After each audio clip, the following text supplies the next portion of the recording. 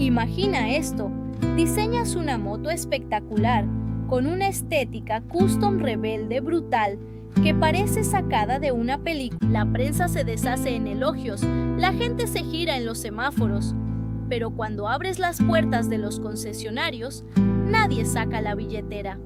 Hola a todos, bienvenidos una semana más al garaje de Mira, aquí en Boxes Norte Bazar. Hoy vamos a destripar un expediente X. ¿Por qué la Royal Enfield Shotgun 650 se ha convertido en el mayor fantasma comercial de la marca? Pero ojo, quentaos hasta el final del vídeo porque os traemos un sorpresón. Estrenamos nueva sección oficial en el canal y os aseguro que vuestras Royal Enfield no van a volver a ser las mismas. Os va a encantar, pero antes vamos a desarmar la shotgun.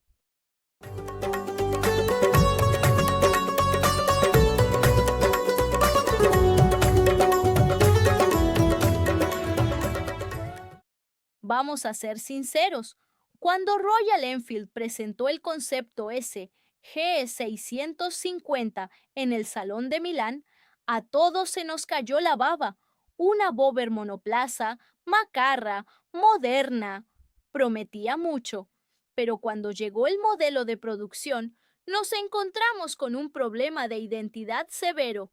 La Shotgun sufre la crisis de la mediana edad antes de tiempo. ¿Quieres ser una bobber? La postura de conducción es demasiado alta y los mandos no van tan adelantados. ¿Quieres ser una roadster urbana para el día a día? Para eso ya tenemos la Interceptor, que es más ligera, más barata y se mueve el doble de bien entre el tráfico. Al final, la Shotgun se ha quedado en tierra de nadie. Es un híbrido precioso que la gente admira en los salones, pero que no termina de encajar en el garaje de ningún motero clásico. Pero el verdadero enemigo de la Shotgun no viene de Japón ni de Milwaukee, viene de su propia casa. El catálogo de las 650 de Royal Enfield se ha vuelto hipercompetitivo y a la Shotgun la han encajonado. Si tú eres un motero que busca el rollo custom puro, comodidad para devorar kilómetros y una presencia imponente en autovía, te vas de cabeza a por la Super Meteor 650. Tiene el depósito que te pide el cuerpo y una ergonomía cruiser real. Y si lo tuyo es el sabor puramente retro, el ADN auténtico de Enfield, prefieres la nueva Classic 650. ¿Dónde deja eso a la Shotgun? Compartiendo motor y chasis base con sus hermanas, no ofrece un argumento mecánico que justifique descartar la comodidad de una o la agilidad de la otra. Ha sufrido el peor de los males, la canibalización interna. Y ahora, hablemos de lo que duele, literalmente, porque la Shotgun tiene 3 números malditos en su ficha técnica que espantan a cualquiera que busque una moto lógica. El primero, 90 milímetros. Ese es el recorrido de la suspensión trasera. Es durísima, moteros. Si vives en una ciudad con adoquines, badenes o baches, la Shotgun te va a recolocar las vértebras en cada trayecto. Es una moto muy seca. El segundo, 240 kilos, pesa un dolor en orden de marcha. Para una moto que pretende tener ese espíritu juguetón y urbano, es un bloque de hierro masivo. Mover esto en parado o en el tráfico diario exige ir al gimnasio 3 veces por semana. Y el tercero, el dilema del pasajero. El asiento del acompañante parece una almohadilla de ratón. Como le digas a tu pareja de irte de viaje de fin de semana ahí detrás, duermes en el sofá un mes. Lo curioso es que este frenazo en las ventas se vive de forma distinta según donde mires. En su mercado local, en la India, el rechazo ha sido principalmente estético. El cliente indio que gasta su dinero en una 650 busca estatus, cromados, elegancia clásica, la esencia Royal Enfield. Para ellos, la Shotgun parece sacada de una peli de ciencia ficción macarra. No la ven como una Enfield de verdad. En Occidente, en cambio, el diseño gusta mucho más. El problema aquí es el muro de la competencia. Cuando te metes en los precios de la shotgun, el comprador europeo o americano empieza a mirar de reojo a la Honda Rebel 500 o incluso ahorra un poco más para una Triumph Bonneville Bobber.